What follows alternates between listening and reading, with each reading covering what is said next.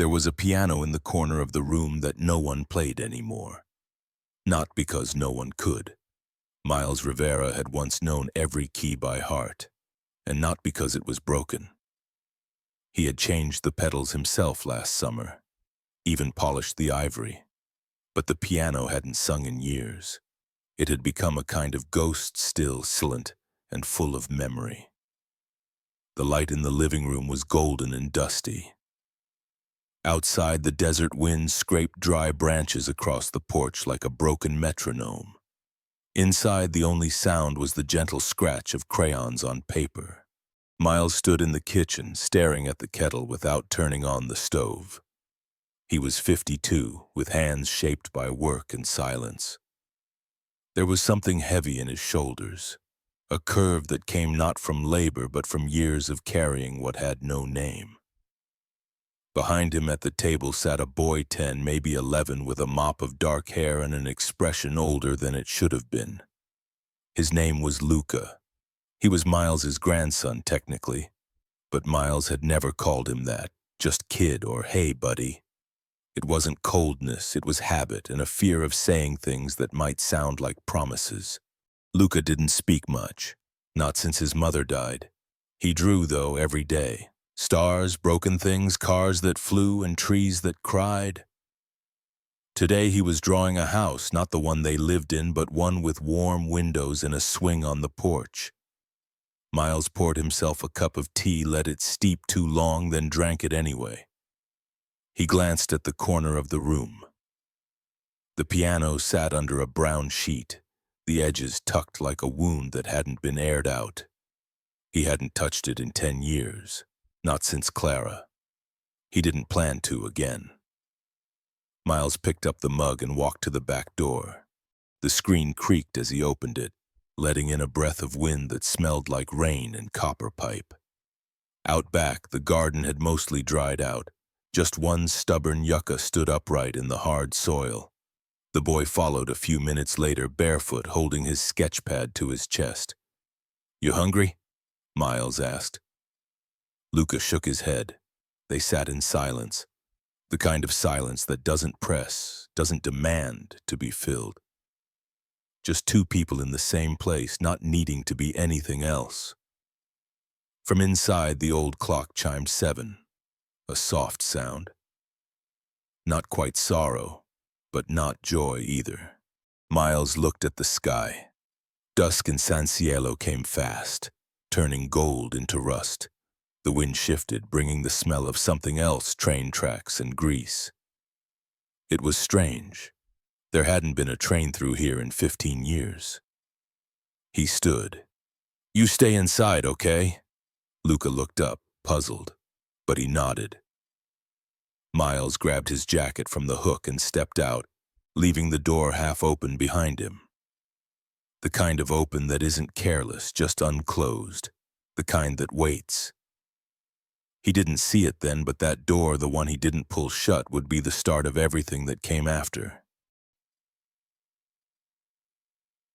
The old train station had no signs left, just chipped paint, rusted rails, and a bench warped by sun and time. It hadn't served a passenger in over a decade. Most folks didn't even glance at it anymore. But something, call it instinct or just a strange pull, made Miles turn down the dirt road that led there. He parked his truck at the edge of the lot, engine clicking as it cooled in the evening air. From the distance, it looked like someone had dropped a bundle of cloth on the bench. But as he walked closer, he realized it wasn't cloth. It was a person. A woman, curled sideways, arms tight across her chest, hair tangled and face pale beneath layers of dust. She wasn't asleep. She was trying very hard not to fall apart. Miles didn't say a word. He didn't ask what happened or who she was or why she was here. He simply took off his jacket flannel, worn at the elbows, and placed it over her shoulders. She flinched but didn't pull away. He crouched, eye level now, and scanned her face. She looked mid-40s, maybe younger. Her eyes were open but unfocused, like someone who'd walked a long way and forgotten where they were going. "You all right?" he asked, voice low, steady. No answer. He didn't press, just offered his hand. Not the whole arm, not a grand gesture, just a simple offer. She looked at it for a long second, then took it. Her grip was cold. He helped her to her feet. She wobbled, shoes full of sand. A torn bag hanging off one shoulder. She tried to speak, but only managed a sound somewhere between a whisper and a cough. Miles steadied her without asking permission. "You need water," he said. "Food. Rest." Still no reply. He guided her to the truck, opened the door, helped her in.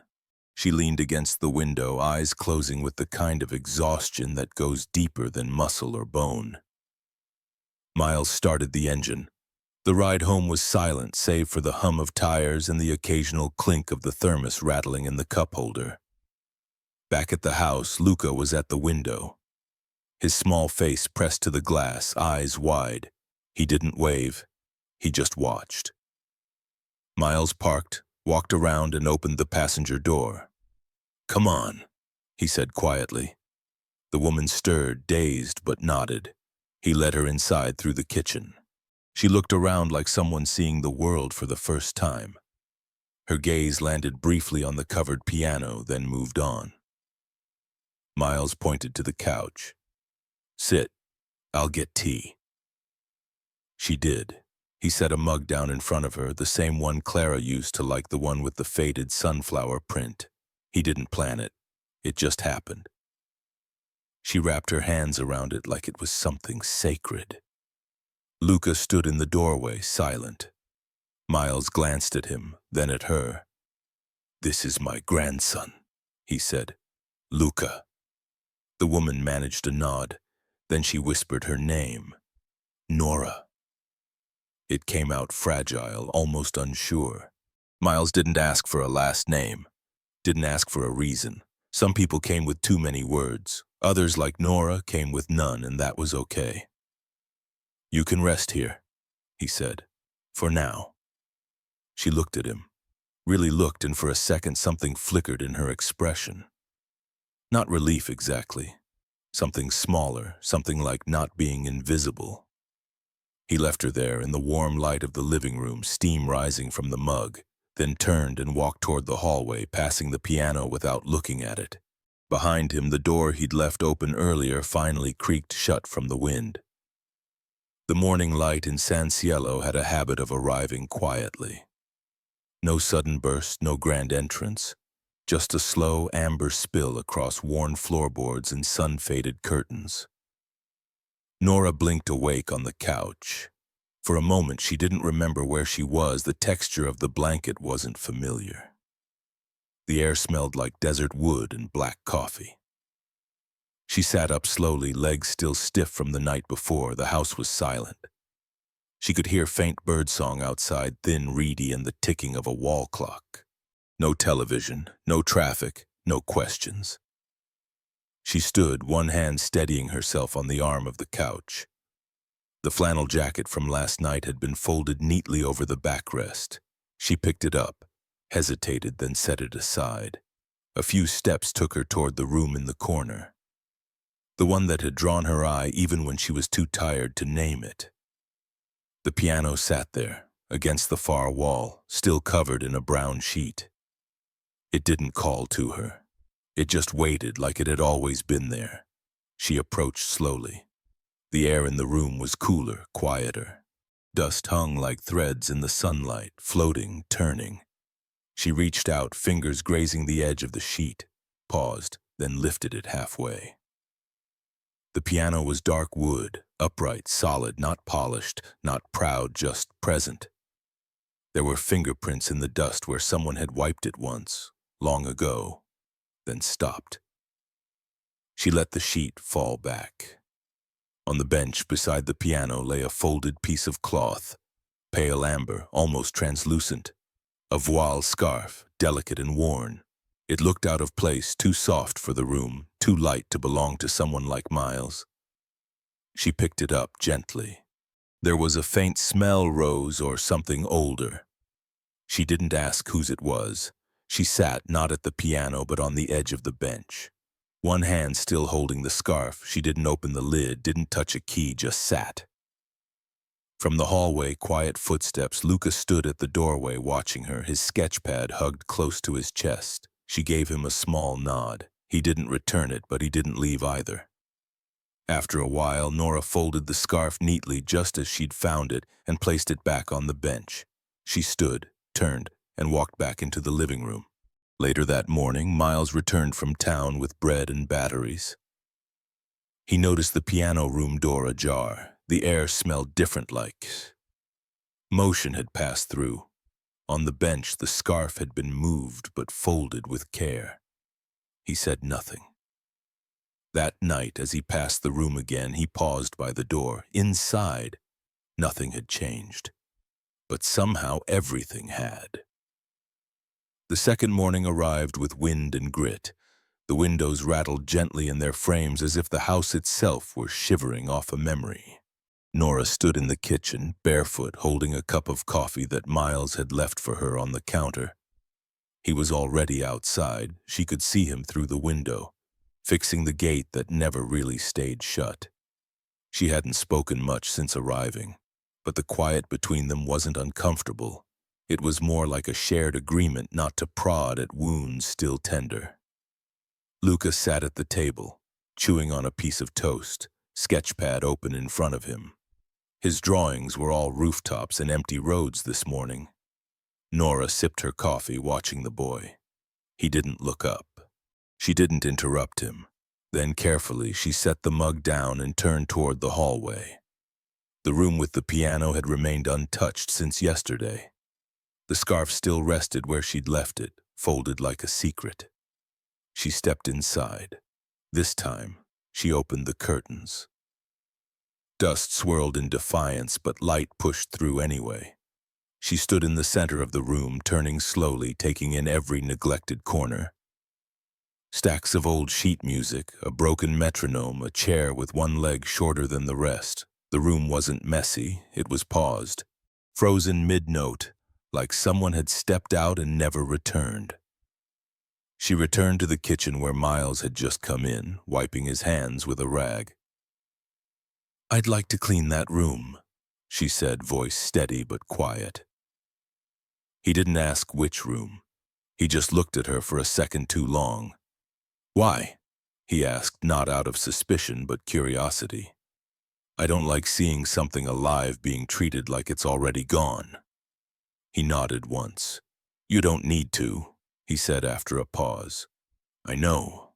Another pause. "I want to." He folded the rag, set it on the counter, and shrugged. "It's yours if you want it." Then he walked past her toward the sink, as if it wasn't a significant moment. But the way his shoulders tightened said otherwise. Nora found a broom and a basin, a cloth, some oil. She tied her hair back with a rubber band she found around a bundle of old receipts. The domesticity of the task felt foreign but grounding. Luca watched her from the hallway. He said nothing, just stood half hidden behind the doorframe, sketchpad pressed to his chest. She didn't acknowledge him, didn't want to scare him off. In the piano room, she opened the windows wide. The wind howled in, carrying with it the scent of dry grass and something floral. She began with the shelves, pulled down each item, dusted it with care, then placed it back as if restoring pieces of a puzzle only she could see. She wiped the bench clean, scrubbed the floor, and finally, after much hesitation, uncovered the entire piano. Its surface gleamed dull but warm in the light. She didn't touch the keys. Not yet. From the doorway, Luca moved a little closer. She noticed a flicker of motion. Without looking his way, she spoke softly. "You can come in if you want." Silence. Then footsteps. He entered the room slowly, sitting on the floor beside the door. He didn't look at her. He looked at the piano. "My mom used to sing," he said suddenly, voice so soft it might have been imagined. Nora turned to him. Not too quickly. "What kind of songs?" Luca shrugged. "Ones she made up, about rain, or breakfast, or birds that get lost." Nora smiled gently. "Sounds like the best kind." He picked up a pencil and began sketching again. This time, It was the room, the light through the window, the bench, the scarf. She said if you forget the words, just hum. The feeling will know where to go. Nora sat beside him on the floor. For a long moment they didn't speak. And in that small, sunlit silence, something unnamed passed between them. Not trust, not yet. But maybe a beginning. The sheet was folded between two hymnals, yellowed at the edges, its ink faded but still legible. Nora had been clearing the lower shelf beneath the window, mostly songbooks, tax documents, and old recital programs, all thick with dust. Her hands moved with a practiced rhythm, neither rushed nor hesitant, until she unfolded a page and paused. The handwriting wasn't neat. It was full of starts and stops, a melody scribbled with urgency, not polish. The title was written in the top right corner, almost like an afterthought. For Clara. No last name, no date, no dedication beyond that single name. She didn't need to ask. The melody looked simple, but the phrasing was strange long breaths where others would cut short, silences nested within silences. She ran a fingertip along the staff lines. Something about it made her throat tighten, though she hadn't played a note. Behind her, a step on the wooden floor. She turned. Miles stood at the doorway, arms crossed, not moving further in. "You wrote this?" she asked softly. He nodded once. "A long time ago. For Clara." "Yes." He didn't explain. She didn't ask. He looked at the paper in her hand like it was something both sacred and painful. "She liked lullabies," he said finally. "Not the kind you buy, the kind that wander." Nora glanced down at the page. That's what this feels like. A melody that's still looking for home. Miles exhaled slowly, almost a laugh, but not quite. "I only played it once." "Why?" He looked out the window. The wind had died down and the stillness felt heavy now. "Because the second time wouldn't have been for her. It would have been for me." Nora folded the paper gently, almost reverently. "May I keep this in here?" she asked, nodding toward the piano. He shrugged. "It belongs there." Neither of them moved for a moment. Then he stepped inside, took the paper from her hands, and placed it on the music stand. Didn't open the lid, didn't play. Just placed it there like a stone on a grave. They stood side by side, looking at the untouched keys, the fragile composition resting in front of them. "I haven't written anything in years," he said. "Me neither."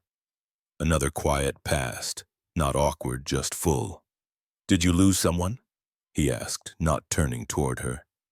"Yes," she answered, eyes still on the piano. "But the hardest part wasn't losing them.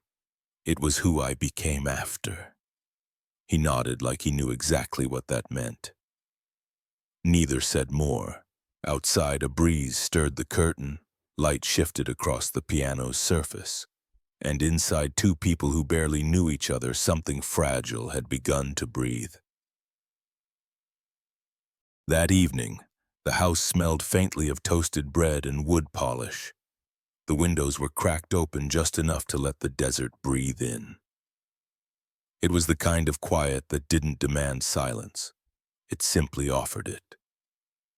Nora sat on the porch steps, mug in hand, watching the sun sink behind the mesquite trees. Her sleeves were rolled up, her hair pulled back in a loose knot, and for the first time since arriving, her shoulders weren't pulled so tight. Behind her, the screen door creaked open. Luca stood there barefoot again, holding his sketch pad like a shield. She glanced over, smiled lightly, then looked forward again. He hesitated, then walked over. Instead of sitting beside her, he sat one step below, knees tucked to his chest, pad resting on his thighs. "You draw a lot," she said gently. He gave a small nod. "Do you draw people?" Another nod, slower this time. She took a sip from her mug. "Anyone I'd know?" This time he turned the sketch pad around and held it up. Nora stared. It was her, sitting at the piano bench. The drawing wasn't exact, it wasn't photorealistic or precise, but it was true, the way her back curved forward slightly. The scarf folded on the bench beside her, the faint light from the window catching the edge of her jaw. He had drawn her not as she looked, but as she was in that room. Still uncertain, listening to something inside herself that hadn't spoken in years. She opened her mouth and closed it again. "Did you draw this today?" He nodded. "I didn't know you were watching." He shrugged, still not meeting her eyes. She looked again at the drawing. Her thumb gently traced the edge of the page, not touching the lines, just the margin, like it might smudge if she breathed too hard. "Can I keep it?" she asked. He paused, thinking, then nodded. She folded the page carefully and slid it into the book beside her. "Thank you," she said quietly. "It's been a long time since someone saw me and didn't ask me to explain." That made him glance up just for a second. Then just as quickly he looked away. "You miss her a lot," he said, almost too soft to hear. Nora didn't ask who. She knew. "Yes," she said. "Every day, some days more than others." He nodded again. "My mom sang to me every night, even when she was tired, I remember. She sounds like she was wonderful." She was. They sat like that for a while, her on the step, him just below. Two outlines in the fading light. Then he reached into his back pocket and pulled out something else, a small square of folded paper. A different kind of drawing. He handed it to her without a word. This one showed the piano room. But this time 3 figures were in it. One at the bench, one sitting on the floor, and a third taller, standing in the doorway, watching. She looked at the boy, at the detail in the lines. "Is that Miles?" she asked. Luca shrugged. "I think so." She laughed softly. "I guess that makes me the one sitting on the bench." He didn't reply, but his ears turned a little pink. She looked at the paper again, more closely this time. There in the far corner of the drawing, almost invisible, was the scarf floating slightly, as if caught in a wind that wasn't in the room. She didn't say anything else, just held the paper carefully, like it might mean something more than it showed. And as the sun dipped low and shadows stretched across the sand, 2 people, neither family, neither strangers, sat in a silence that finally felt like company. The morning after the drawing, Nora woke to the sound of boots on gravel. She sat up slowly, blinked away sleep, and listened. There it was again. The steady crunch of footsteps in the driveway, the familiar creak of the gate swinging shut. Miles was already back from town. By the time she reached the kitchen, he was gone again, likely around the back, checking the water lines or coaxing the stubborn yucca into staying alive another week. The man didn't sit still, not even on Sundays. On the floor, just outside the room with the piano, lay a small brown box, no note, no tape, just placed there like someone might leave a bowl of water for a passing dog. She knelt and opened the lid. Inside, a full set of new piano strings wrapped in wax paper, neatly coiled, not expensive but not common either. These had to be ordered, waited on, these had to mean something. She looked down the hallway, half expecting to see him watching. But the house was quiet. She picked up the box and stepped into the piano room. The light was soft, filtered through linen curtains she'd washed just yesterday.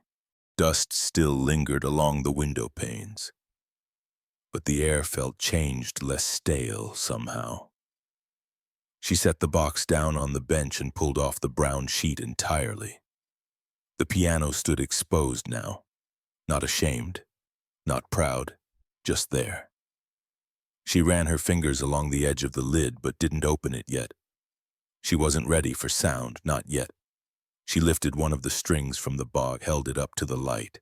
It glinted dull silver, catching a hint of morning sun, something about it. Its stillness, its potential made her chest ache.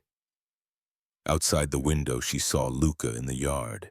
He was drawing again, this time with his knees in the dirt, paper resting on a clipboard. She didn't call to him, just watched for a moment, then turned back to the piano and exhaled. She knew what this was. Miles hadn't offered words, hadn't asked questions.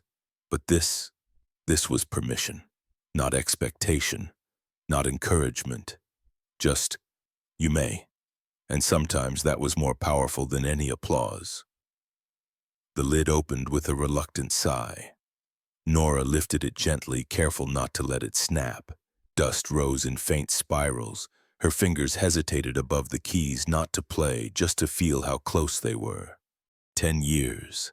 10 years since she had truly touched a piano. She had sat near them, looked at them, even taught a child once for a few weeks before leaving town again. But playing? That was something else. That required a kind of surrender. Still her hands hovered.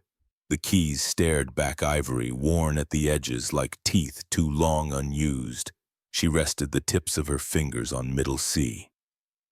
The touch sent something down her spine. Not music. Not yet. Just memory. In another room, a floorboard creaked. She paused, listening. But the sound didn't come closer. Nora closed her eyes. Her left hand dropped first, a single note, low and uncertain. It buzzed slightly, but it held. She pressed again, firmer this time. Then let her right hand find a third, fifth octave. 3 notes, just 3. They lingered, trembled, and then fell away. She sat still for a moment, eyes closed, breath shallow. Then she played one more chord and stopped. Outside the room, Luca sat on the floor just beyond the doorframe. He hadn't meant to be there at first, but when he heard the sound faint and uneven, he couldn't move. He sat cross-legged, hands folded in his lap like someone in church. He didn't peek inside. He didn't make a sound. He just listened. To 5 notes, then nothing. Inside, Nora's hands were back in her lap. She stared at the keys like they had asked her something and she didn't yet know the answer. She didn't cry. But something inside her shifted. She stood, quietly lowered the lid and turned to leave the room. As she stepped into the hallway, she nearly stumbled over Luca. He looked up. Not startled, not guilty, just waiting. "How long were you there?" she asked, voice still soft from the music. He shrugged. "Did you hear?" He nodded. "Was it bad?" He shook his head. Then, after a pause, he said, "It sounded like someone remembering how to speak." Nora didn't smile, but her eyes did. She reached out, ruffled his hair gently. "Thank you," she said, and meant it more than he could possibly understand. The house was dim by the time the dishes were done. A desert breeze slipped in through the back screen, carrying with it the smell of mesquite and cooling sand. Luca had gone to bed early, worn out from the day. Miles had turned off the porch light, locked the gate, and poured himself a glass of water he didn't drink. Nora sat at the piano bench, not to play, just sitting. The scarf was folded neatly beside her, as if marking a place she hadn't returned to yet. She began speaking, not loudly, not to anyone in particular, but her voice carried just far enough. Miles had passed by the hallway on his way to the back room. He stopped when he heard her, and didn't move. "I used to think music would save me," she said. No introduction, no warning. She stared at the closed lid of the piano as if it owed her something. "I was 4 when I touched a real piano. My fingers weren't even long enough for octaves, but I tried. I thought if I learned fast enough, played perfectly enough, everything else would stay quiet." A pause. A breath. "My mother used to sit in the hallway when I practiced. Never in the room. She said she didn't want to distract me, but I think she just liked listening from behind the door. Said it made her feel like the house was alive." Miles leaned his shoulder against the wall just outside the doorway. He didn't look in, just listened. I played everywhere. Competitions, showcases, halls with names too long. I got used to lights, to applause, but not to people. I didn't know how to need anyone without thinking it was weakness. She ran her hand along the closed lid. I had a moment. A collapse, I guess. That's what they called it in the papers. Public breakdown, scandalous silence, like silence was a crime. Her voice cracked, barely. No one asked why I stopped playing mid-performance, why I walked off the stage. They just asked when I'd come back. Another pause. I didn't. Miles closed his eyes. One hand pressed flat against the wall now, grounding himself. I lost everything, but not all at once. First, the calls stopped, then the letters, then the interviews. It was like someone turned the volume down on me until I didn't exist anymore. She looked around the room, not like she was checking it, but as if remembering where she was. This is the first place I've been in years that didn't expect anything from me. She placed her hand gently on the scarf, and that's harder to accept than I thought. From the hallway, a floorboard creaked. Nora didn't turn around. She didn't need to. "Thank you," she said softly, as if the house itself had given her something back. Miles stayed where he was. He didn't step in, but when he finally walked away, his hand brushed the edge of the wall just once, like it hurt a little to leave. San Cielo only had one cafe that stayed open past lunch. It was called Grace's, and it was less a cafe than a front porch that happened to serve coffee. Locals came not for the drinks, but for the predictability. Same chipped mugs, same worn chairs, same soft jazz humming from a decade-old radio. That morning, Miles had decided not to cook. "Let's eat out," he'd said simply, placing his keys on the counter. Luca blinked in surprise. It wasn't like him. Nora, sitting at the far end of the table with a worn copy of The Prophet, looked up. "Out?" Miles shrugged. "Grace makes decent eggs." He didn't say it was a peace offering. He didn't need to. So they went. The three of them stepped into the cafe just as the ceiling fan turned its third slow rotation.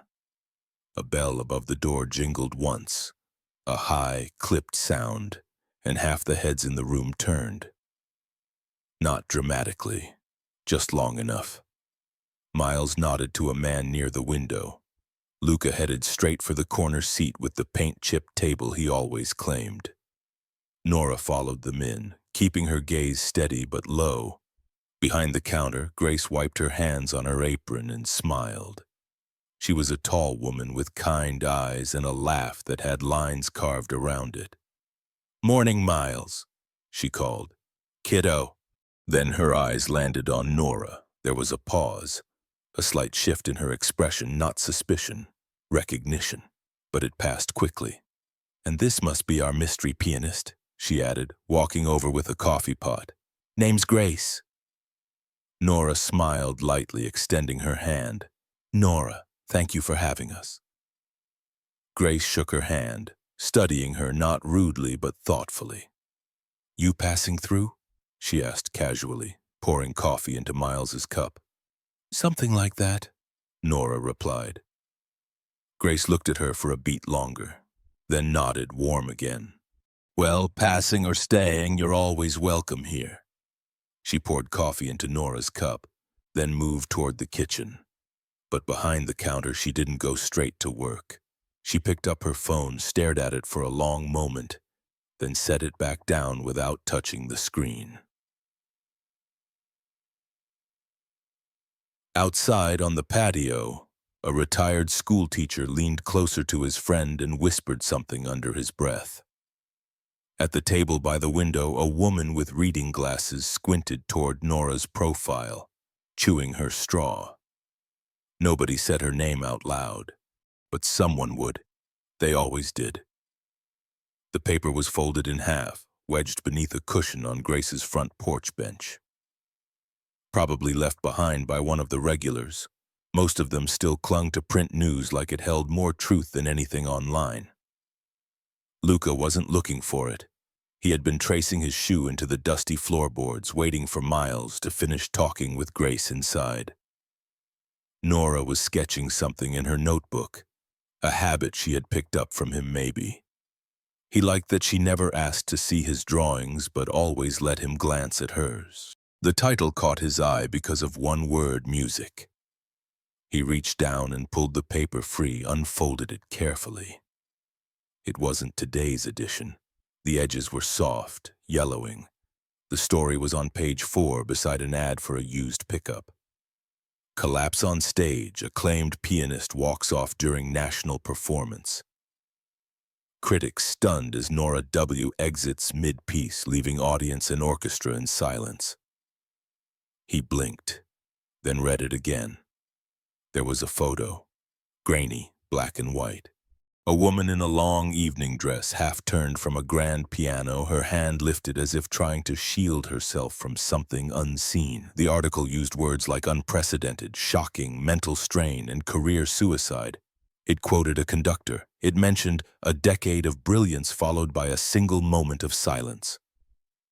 Luca looked over at Nora. She was sketching the scarf, just the folds, no face, no background. He folded the paper back up, but slower this time. The air around him felt different, thicker. He didn't know all the words in the article, but he knew what it meant to be watched when you were trying to leave quietly. When they got home, he kept the paper. Didn't tell Miles, didn't tell Nora. He slid it under his mattress where he kept things that felt too sharp to leave out in the open. His mom's hospital bracelet, the small stone he'd picked up the day of the funeral, the drawing he made of her singing. That night, while Nora boiled water for tea and Miles fixed a leaky faucet with more silence than tools, Luca sat in his room holding the paper in both hands. He traced the lines of her face in the photo. She looked nothing like the woman in the kitchen now, barefoot, humming under her breath.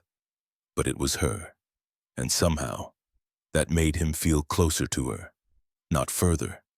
He didn't understand the scandal, but he understood the walking away. It began without warning. No clearing of the throat, no announcement, no audience.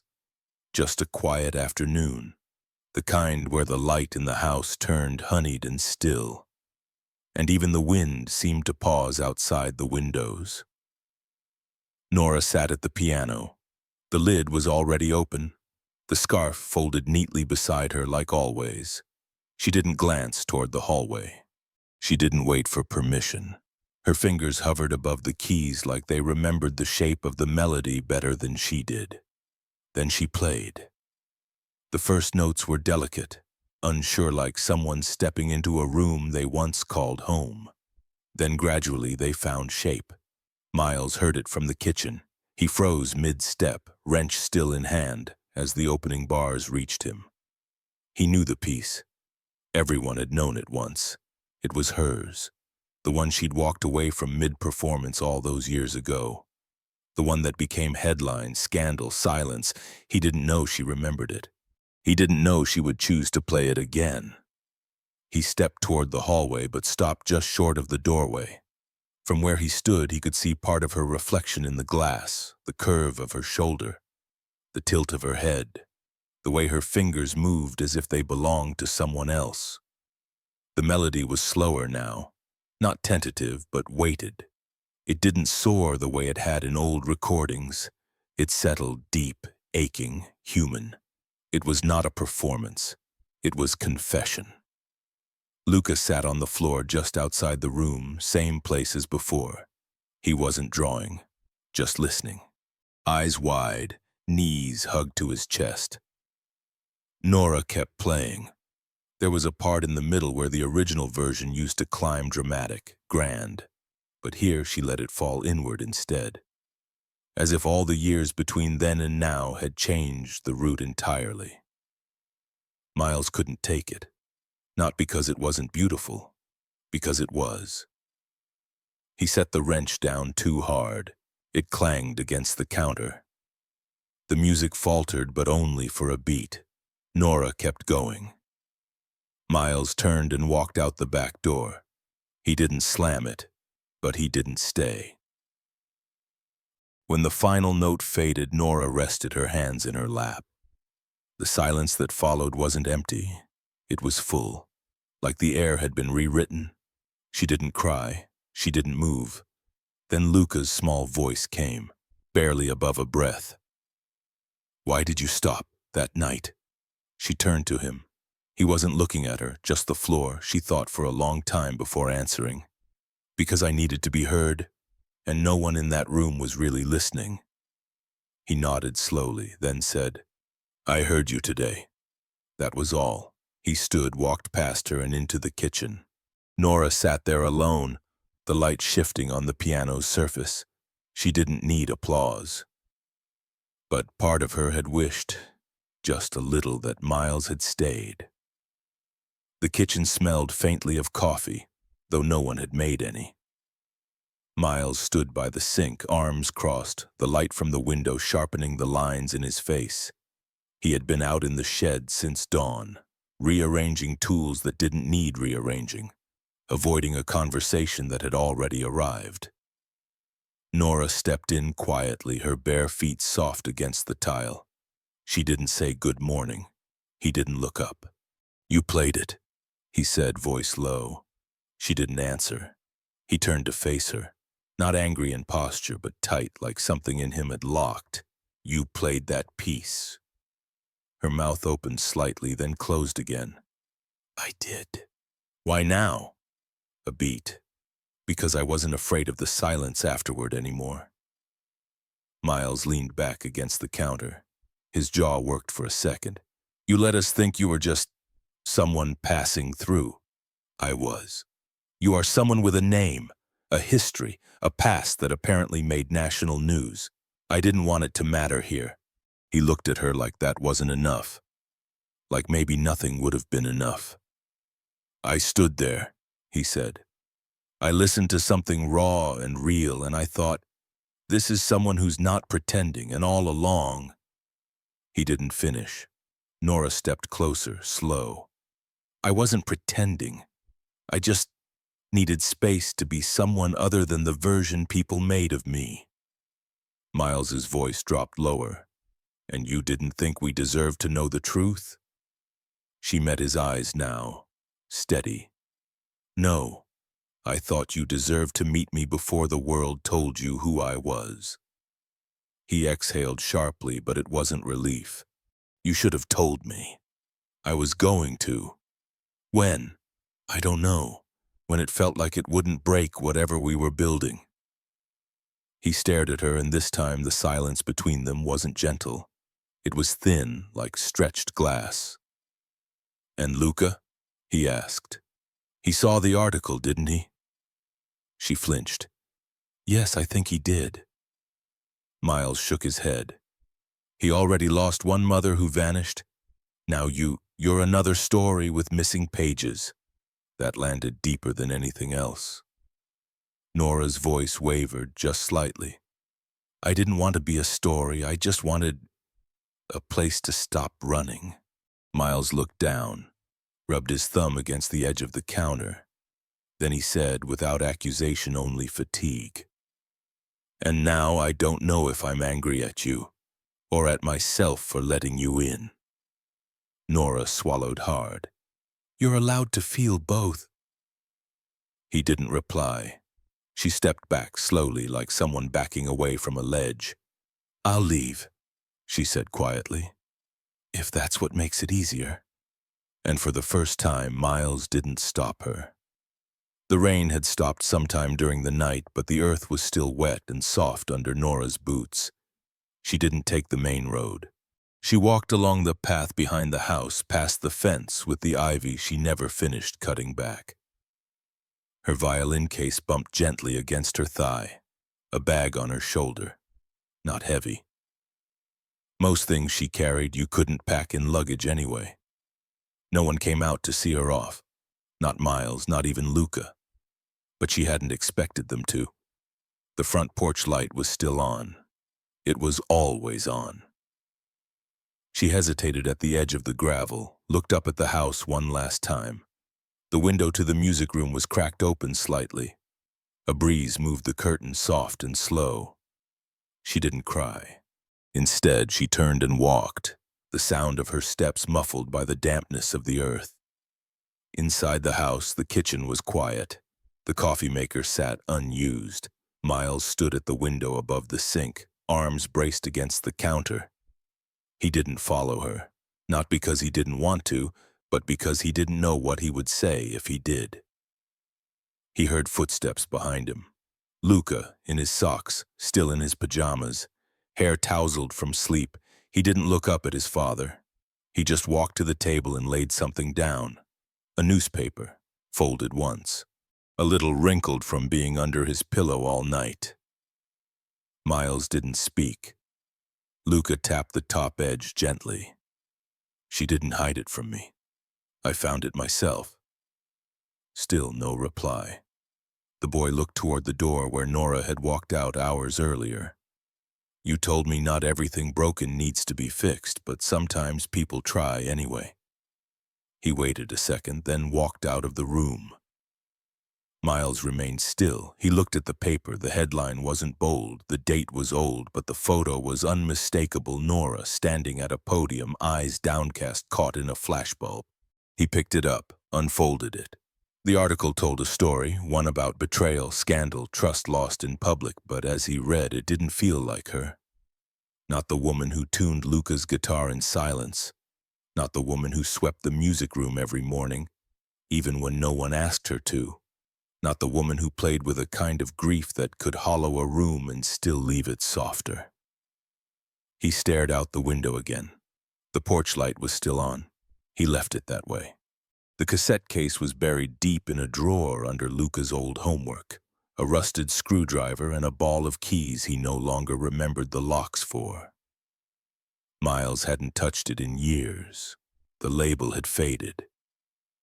Just 2 words smudged in black ink. 4M. He sat on the bench, the one with the cushion torn at the edges in the corner of the music room where the light came in sideways.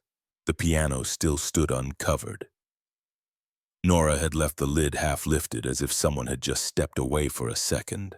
The silence around it wasn't cold anymore, just unfinished. He placed the cassette into the old player. It clicked, then hummed a tired, familiar sound, and then a single note, soft, timid, followed by another. Then a phrase rising gently like someone exhaling a breath they'd held for too long. Clara's playing had always been that way, delicate but sure, like she was stitching together something that had fallen apart in her hands and was determined to make it whole again.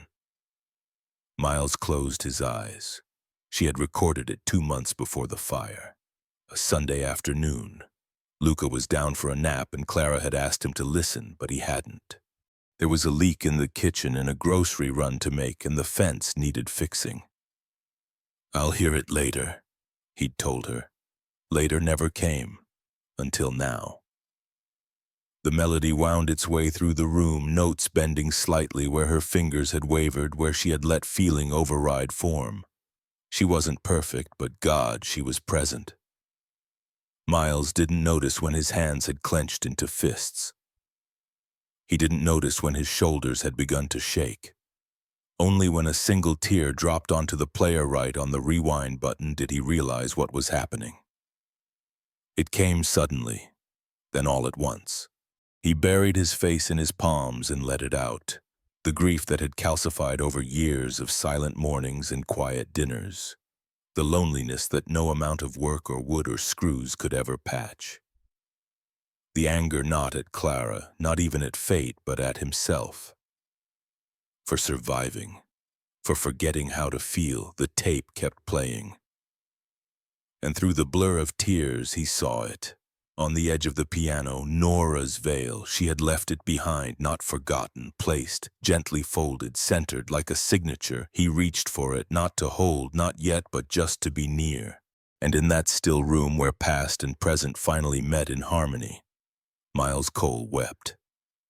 Not for what was lost, but for what still might be found. The sky was pale and undecided that morning, unsure whether to rain or simply sulk.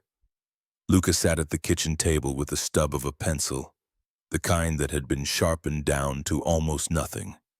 The paper in front of him wasn't clean. It was the back of a grocery list crumpled in one corner, but it would do. He stared at the blank side for a long while. The house felt different without her.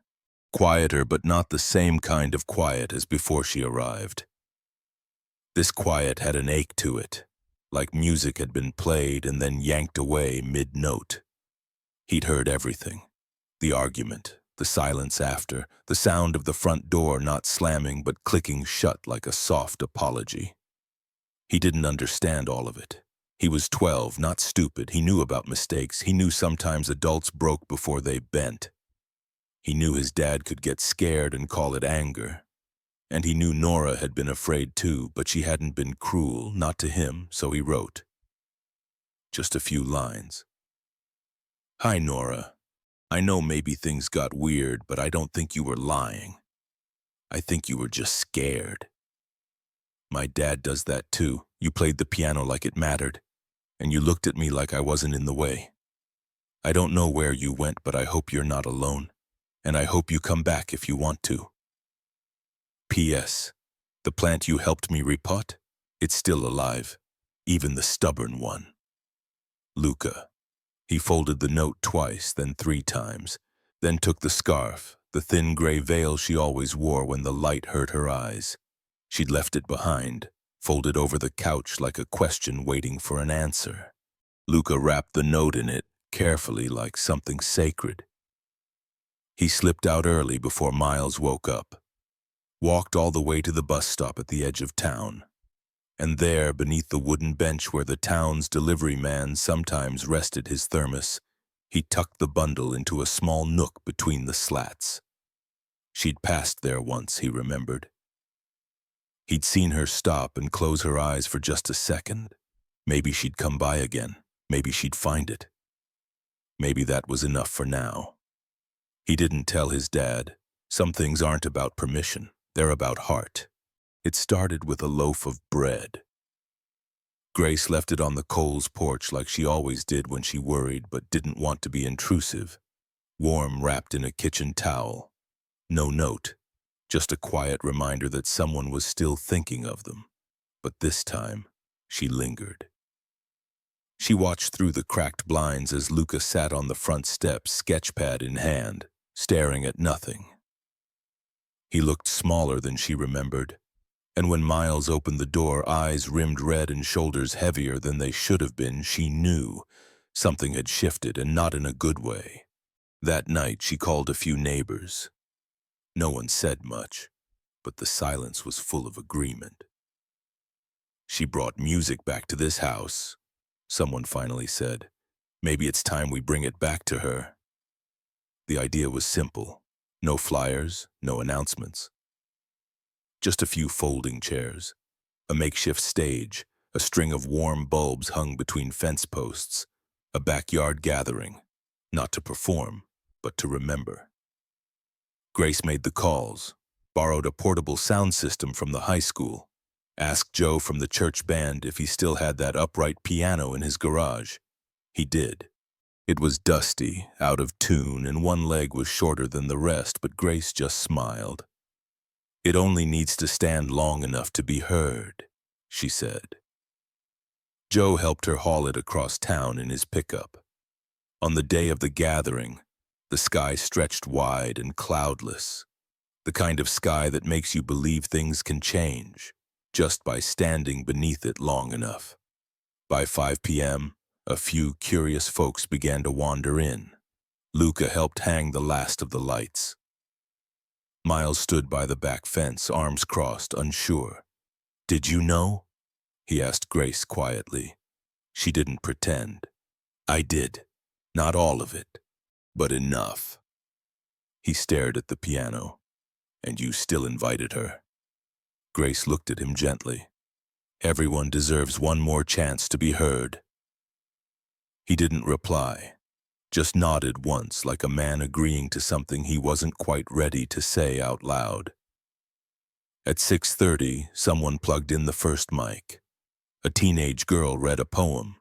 Then a father strummed 3 hesitant chords on a borrowed guitar. No one judged. No one clapped too hard. Just murmurs of warmth, nods of encouragement. A few tears blinked away under porch light. And then Grace stood, tapped the mic gently.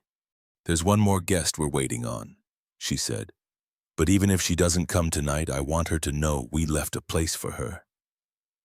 She stepped aside. The piano stood at the center of it all, silent, waiting. And just beneath the bench, tucked almost out of sight, the scarf. Luca had placed it there when no one was looking. The wind picked up, lifted it slightly, a flicker of gray in the golden dusk. Somewhere down the road, tires hummed quietly on gravel. The crowd had thinned. The last poem had been read, the last chair slightly crooked in the grass. A few neighbors lingered near the fences, unwilling to be the first to leave. The sky was darker now, washed in deep blue and silver hints of stars. And then footsteps on the gravel, soft, measured. Miles turned first. She was thinner than before, a scarf tucked into her coat pocket, hair pulled back, not for style but simplicity. Nora paused at the gate like she wasn't sure if she still belonged on the other side. No one moved. Then Luca slipped away from the string lights and walked across the yard without hesitation. He didn't say anything, just held out his hand. Nora took it, and together they crossed the yard, between folding chairs and long stairs and quiet hope, until they reached the piano. Miles hadn't stepped forward, not yet. Nora looked at him, not pleading, just steady. Then with one breath she sat. Her hands hovered above the keys. She didn't adjust the bench, didn't smooth her skirt. She didn't look for permission. She simply pressed the first note. It was shaky, too soft, but she played another and another. A melody began to form, not bold, not clean, but it was there, like a memory resurfacing. Halfway through the first verse, Luca reached behind the curtain of the porch, pulled out his small cello. People hadn't known he played. He hadn't wanted them to. But now he tucked it under his chin. His bow found the string, and without fanfare he joined her. Nora didn't glance back. She only smiled, small, almost invisible but real. Then behind them, another sound. Not keys, not strings, but the gentle push of a footstep on wood. Miles. He moved slowly. No drama. Just walked forward, took the stool beside Nora, and opened the worn black case that held Clara's old violin. He hadn't touched it in years, not since... No one needed to know. He tuned silently. Then he began. No introduction, no cue, he just played. Their notes met like hands clasping after a long absence, tentative, unpracticed, but honest. The piece was simple. 3 voices, piano, cello, violin, a song without lyrics, one that had never been written down, but somehow they all knew it. It rose soft and uncertain, then grew fuller. Luca's bow moved with surprising grace. Nora's fingers found clarity. Miles's violin wove between them like thread pulling loose cloth together. The crowd forgot to breathe. No one dared interrupt. The stars leaned lower. When the last note faded, there was no applause, just stillness.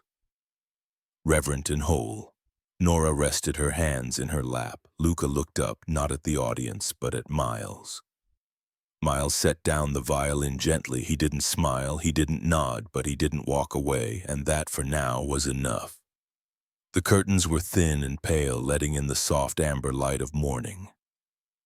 Dust hung briefly in the air when Nora opened the window for the first time in weeks. She didn't sweep it away, she let it settle where it wanted. The small room above the garage had once been used for storage. Sheet music, cracked metronomes, faded music stands that still bore children's initials etched into their legs. She had asked Miles quietly if it could be used again. He had simply handed her the key, no words. There was no sign out front, no mention in the paper, no opening hour posted anywhere. just the window left open and the sound of a scale being played slowly, as if someone was remembering how fingers moved. It started with one boy, quiet, 11, maybe 12. He knocked but didn't wait for an answer, just opened the door and looked around. "Is this where the music is?" Nora nodded. He took a seat. She handed him a sheet of paper with a scale drawn in pencil.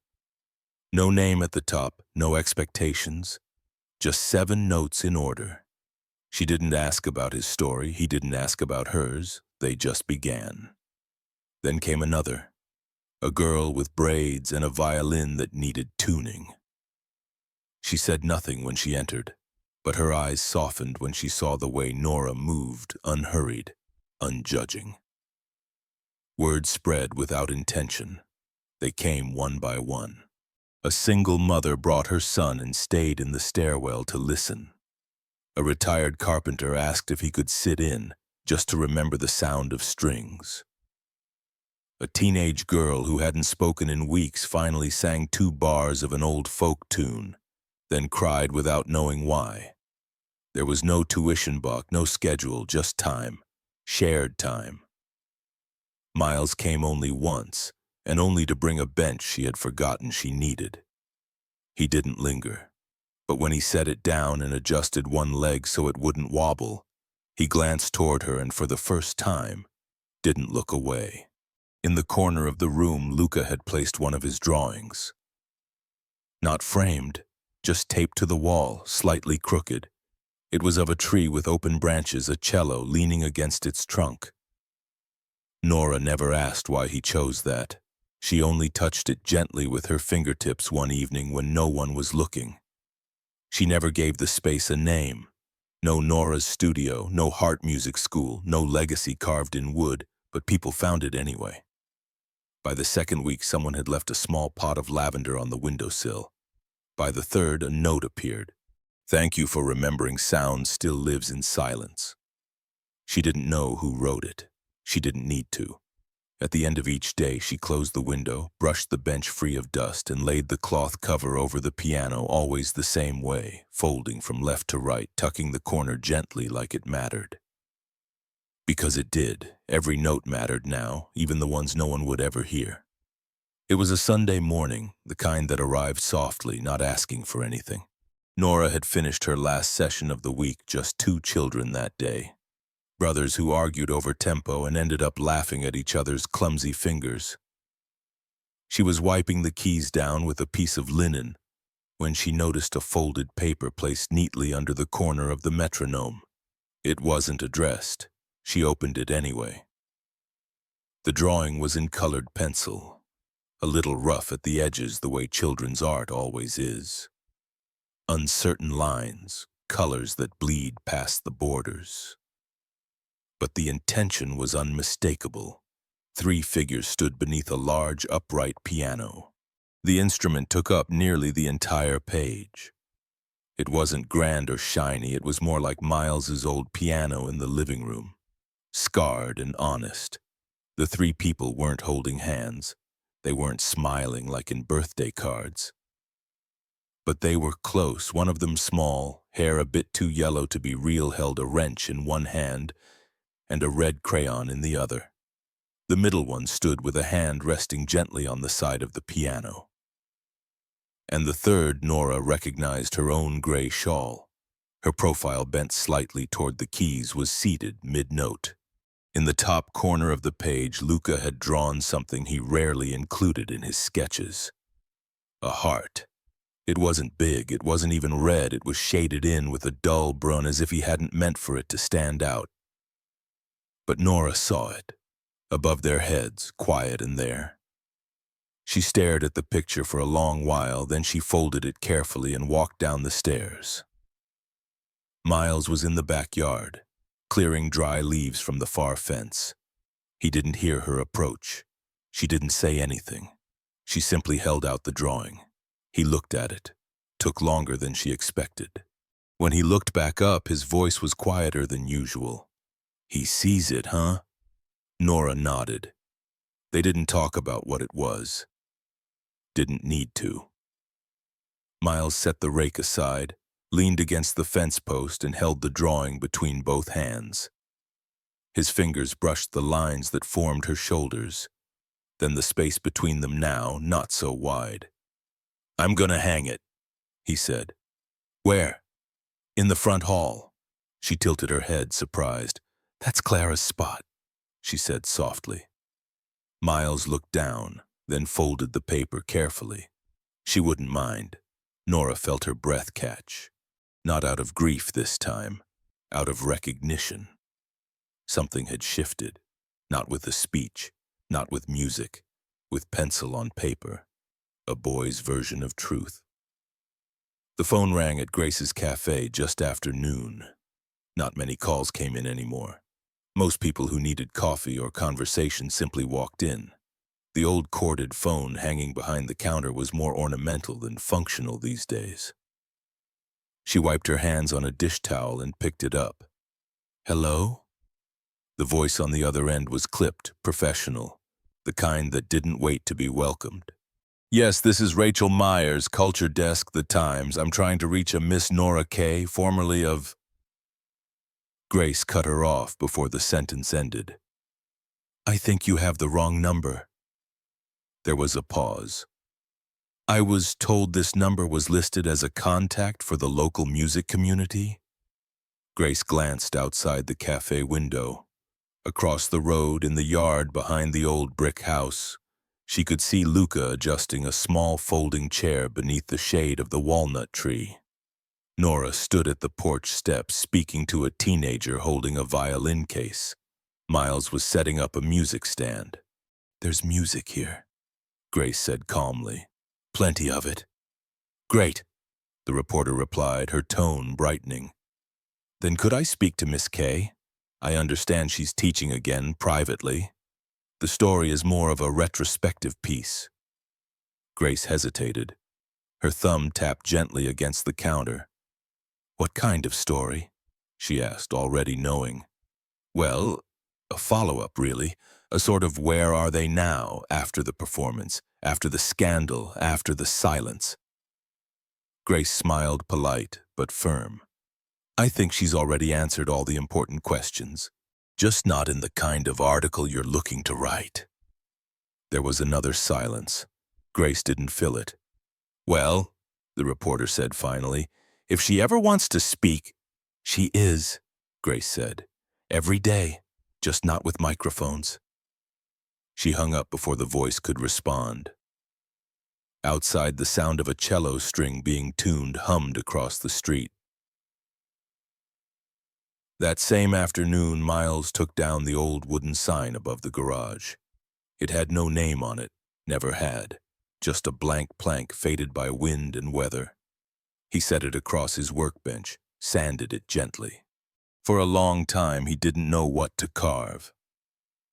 Then he looked at the drawing Luca had made, the one now framed quietly in the front hall. 3 people, 1 piano, a brown heart overhead. By evening, he had the letters traced. Sound home. That was all. No surnames, no qualifications, just a feeling turned into words. He mounted it quietly the next morning, just as the sun broke over the fence. Grace was the first to notice it. She didn't say anything, just left a small bag of cinnamon rolls on their porch with a note that read, "For places where sound lives again." Later that week, someone asked Nora if she was going to make flyers. An old man with arthritic fingers learning piano again at 70. "People should know you're here," he said. She smiled. "They will." And they did, not through interviews or press releases, but through the slow hum of something rebuilt. Sound returned, not in applause, but in the way a room holds a note long after it's played. The sun leaned low across the town, touching rooftops with its golden fingers. Shadows stretched gently like tired arms finally at rest. It was late spring, the kind of afternoon that made people linger a little longer on their porches even if they had nothing left to say. In the backyard behind the old brick house, a long table had been set under the walnut tree, not dressed up, just wood worn smooth by time, with a faded quilt tossed over the center. A vase of wildflowers stood like a quiet centerpiece, stems tilted, colors soft. There were no invitations sent, no program printed, no stage, no audience, just a handful of people who had been there all along. Grace arrived with a glass jar of lemonade and a tin of shortbread cookies. She wore a blue cardigan she'd knitted herself, sleeves too long, shoulders slightly uneven. "I thought about bringing coffee," she said, setting the jar down, "but the air feels like it deserves something colder." Miles nodded, adjusted a folding chair, then glanced toward the porch. Nora stepped out barefoot, her hair tied back, wearing a loose linen dress the color of unbaked bread. In her hands was a small speaker, the kind that didn't look like much until it played something honest. Luca followed, holding a tray of mismatched mug's juice, water, 2 tiny cups of ginger tea, his drawing pad tucked under his arm like a habit. They didn't call it anything, not a party, not a recital, not even a gathering. It was just today. "Can I play something?" Luca asked after the first round of cookies disappeared. No one answered. They just waited. He went inside, returned a moment later carrying a small glockenspiel, its keys worn, 2 sticks taped together. He sat cross-legged at the edge of the porch and tapped a short melody, clumsy but sweet. A quiet hush followed. Not admiration, not awe, just presence. Nora smiled, touched his shoulder. "Do it again." He did, slower this time. Then Nora picked up the old violin she'd been tuning all week, and Miles, without saying anything, walked over to the upright piano now permanently sheltered under a makeshift wooden cover. They began to play not a song anyone knew, not a piece rehearsed, just a sound they shared of toes. From a window across the yard, a dog barked once, then settled. Somewhere in town, a bell chimed the hour, but no one looked up. They kept playing. Children walked by on the sidewalk, paused at the fence, then ran off laughing. The music didn't chase them. It stayed with the ones who needed it most. Later, after the last note dissolved into air and the sky turned the color of warm dust, Nora leaned back in her chair, knees tucked to her chest. She looked at Miles, not seeking anything, not asking, just looking. And he, after a moment, reached over and rested a hand gently over hers. She didn't flinch. The breeze picked up, brushing leaves into soft rustle. It wasn't applause, but it felt like recognition. Across the yard, Luca set his drawing pad on the table. No one noticed right away, but when they did, they saw what he had drawn. 3 figures on a porch, a piano beside them. Overhead, a canopy of walnut leaves, no faces, no details, just posture, outline, and stillness. In the corner, a handwritten line, "Some music doesn't need to be loud to stay." The room was still. Late afternoon light filtered through the sheer curtains, softening everything it touched. Floorboards, framed sketches, the gentle curve of the piano's back. Dust hung in the air like forgotten lullabies, suspended between motion and memory. The 3 of them sat side by side on the long bench. Nora in the middle, Miles to her right, Luca to her left. No one spoke. They didn't need to. The silence between them wasn't empty. It was full of what had been said before and what no longer had to be explained. Nora's scarf, delicate, almost translucent, lay folded over the far corner of the piano bench. She reached over and gently spread it across the seat, smoothing it down with both hands. It was neither symbolic nor ceremonial, just something that felt right. She didn't say a word, but Miles noticed, and Luca did too. Miles rested his fingers lightly on the keys, not pressing, just feeling. He'd fixed the broken middle pedal last week, but the repair still creaked when he shifted his weight. He didn't mind. Some things weren't meant to be perfect.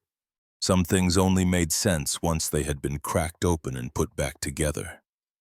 Nora's shoulder touched his. She didn't pull away. Luca's feet swung just above the floor. He kept his eyes on the keys, counting them silently in his head. White, black, like steps on a quiet road, like days, like grief. Outside, a bird sang a slow note, then another. The house didn't echo anymore, it listened.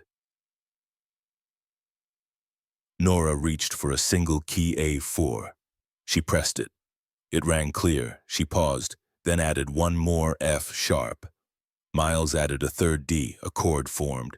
It was nothing complex, nothing famous, just a place to start. They sat there for a while, not playing, not performing, just letting the chord linger, fade, and return again when they were ready. Sometimes healing didn't arrive in stories or resolutions. Sometimes it arrived in stillness. In the way three people, once strangers to each other and to themselves, could now sit close enough to feel each other's breath and still stay. As the sun dipped further, the light turned golden. It passed through the thin fabric of the scarf, casting a soft shape across their knees, like a shadow of someone else sitting there too. Maybe Clara, maybe the part of Nora she'd left behind, maybe just the echo of everything they had survived. Luca reached forward and gently closed the piano lid. No one stopped him. There would be time to play later. For now, this moment quiet, complete was enough. And outside, for the first time in years, the porch light clicked on before the sun had fully gone, as if the house had remembered, as if it had waited for this.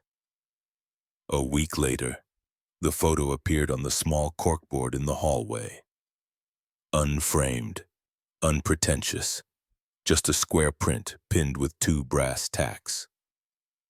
It showed the three of them.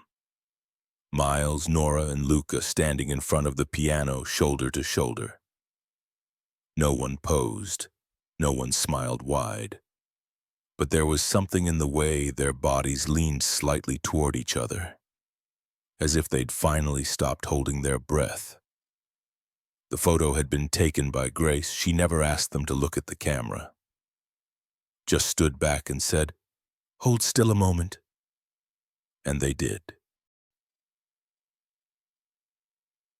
On the windowsill beside the photo board, the small cactus had bloomed. It had sat there all through winter, forgotten by everyone. A tough little thing Miles bought at a roadside stand 3 years ago and never expected to live. For the longest time, it was just a stub of green in a chipped white pot.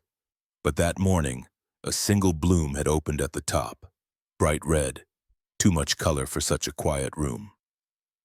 Luca was the first to notice. He pointed it out wordlessly to Nora while she brewed tea. She looked at the bloom for a long time before nodding. Her fingers wrapped around the kettle's handle. Then she poured 3 cups.